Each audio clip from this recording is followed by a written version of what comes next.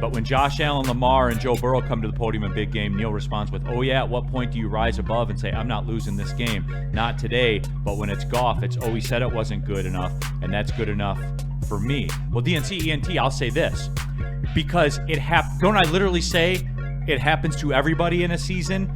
Like, I don't know, like Josh Allen, everybody's hero, against Atlanta when he threw for 180 yards and 2 picks. Like, does he suck then? No, like, there's a couple of those games for everybody, every regular season. Now, when you get into the playoffs and it's your life and death, then that's a different discussion, right? Right? That's a different discussion. But when he spins it against the Rams and wins your first playoff game in 100 years and did that, and then 7 days later won you another playoff game where he spun it against the Buccaneers, like, you see where I'm driving at here, dude? It's going to happen to you. Play 17 games. You're going to stink in 3 of them.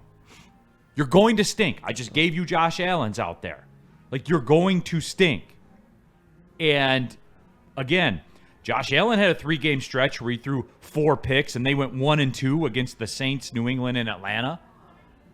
Like, that's Josh Allen, your God.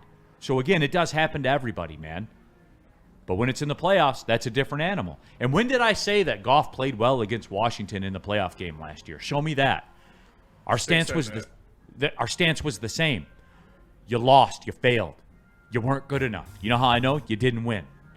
When all the chips are in the middle of the table, you didn't win. So therefore, DNC, it wasn't good enough. He wasn't good enough. DNC. So ENT. Yeah.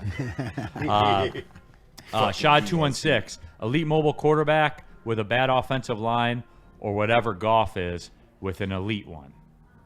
Well, I would tend to pick Goff with an elite offensive line, because show me the mobile quarterback with a bad offensive line that wins the big game. I can show you Patrick Mahomes in a Super Bowl where he lost both his tackles and he got destroyed. He was running for his life. Yeah, that Tampa Bay Super Bowl was borderline excessive force that was used. Egregious. Yeah, so that's what it was. He was still making plays, though. There were some bad drops in that one. Yeah. In the Buccaneers one? Yeah. Those numbers were brutal. Yeah. Brutal. That man was running for his life. So he did just run away. No, they ended up catching him, KG. No, he was not able to quote run away. They caught him. Like, that was a difference. D-Mac, defensive front of this Giants team. It's a force, bro. Like, it's real. I just think that when you're as limited as they are offensively, that even with your defensive front's good moments, you will not capitalize enough if you're the Giants. That's kind of my take on it. That's why, this is a spot. You should have enough. Right, you should have enough weapons to deter, either where the pressure's coming from, no matter who it is. Now they're good. Like, the one thing is that I'm looking for again is the improvement on is because these Giants guys are going to be getting their hands up. It's not whether they can protect Goff or not. It's can he find those passing lanes and can he get back on? Now he's playing indoors.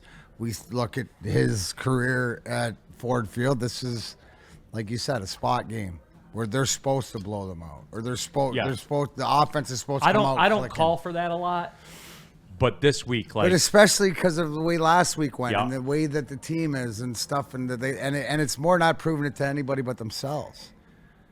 And having to figure it out because they're going to have to lean on different guys. Now, you supposedly getting some guys back on defense, but again, your offensive line's banged up. You don't have Laporta.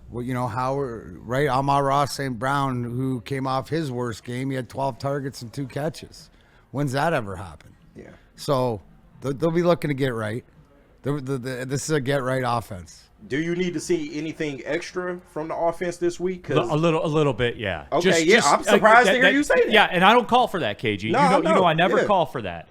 But this is a spot here where, like, what they're a 10-point favorite. Yeah, 10.5. Yeah, so you got to put it to bed here.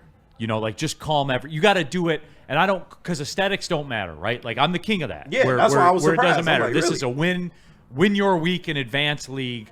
And whatever you do, however you win, this one's got to be a little bit extra too. Little sauce on it. Okay. A little bit, yeah, just a little, and a little on the side too, in case you want to dip your fries in. Yeah, no, You know and what I'm saying? this will be a good test because that Giants defensive front ain't no joke. Like, that's the best unit on their team. KG is the biggest reason why. Yeah.